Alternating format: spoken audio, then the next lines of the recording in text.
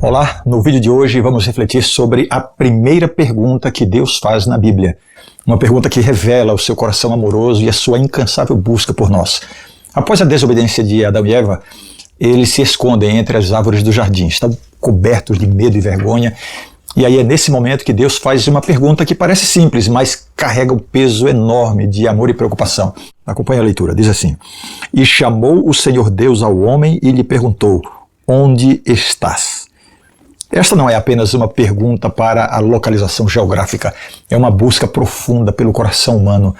A busca de Deus pelo transgressor não é para a condenação, e sim para a redenção. Quando Deus pergunta, não é porque ele não sabe a resposta, mas é para levar o ser humano a refletir sobre a sua própria condição.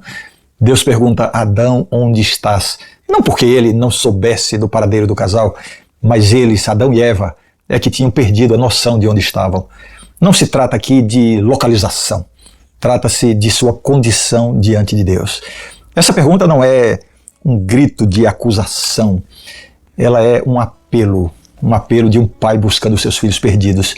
Se a primeira pergunta do diabo foi para afastar o ser humano de Deus e da sua palavra, como nós vimos ontem, a primeira pergunta de Deus é para trazê-los de volta. A história da redenção nada mais é do que a ação contínua de Deus buscando o ser humano perdido. A tendência do homem quando peca é de se afastar de Deus. A tendência de Deus quando o filho seu peca é ir buscá-lo de volta. A Bíblia diz que Jesus veio para buscar e salvar o que se havia perdido.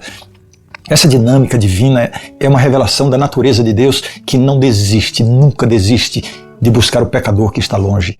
Para ilustrar essa verdade, eu me recordo de quando eu era muito criança, eu cometi uma desobediência em casa, eu nem me lembro direito o que foi. E aí, com medo de ser castigado, eu corri e me escondi no meio do canavial. A gente morava entre os canaviais, lá no interior de Pernambuco. E de longe, lá do meu esconderijo, eu podia ver o meu pai coordenando as buscas por mim com um monte de gente. E isso me deixava cada vez mais apavorado, porque na minha mente ele queria me achar para me castigar. Mas na verdade, ele estava desesperado porque eu tinha desaparecido. Eu devia ter talvez uns 4 ou 5 anos de idade. Eu sofria com medo do castigo e ele sofria porque eu estava perdido. Quando você peca, Deus não vai a você para castigar, Ele vai para salvar.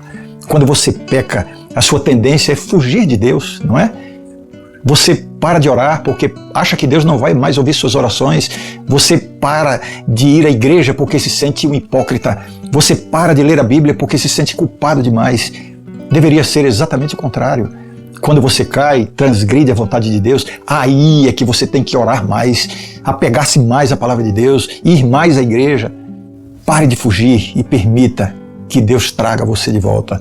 Ele não quer condenar você, Ele quer salvar você. Eu convido você a fechar os olhos agora e vamos terminar com uma palavra de oração. Senhor Deus, ajuda-nos a reconhecer a Tua voz, essa voz que nos chama de volta à comunhão contigo. Resgata-nos, Senhor, dos nossos esconderijos vazios e inadequados.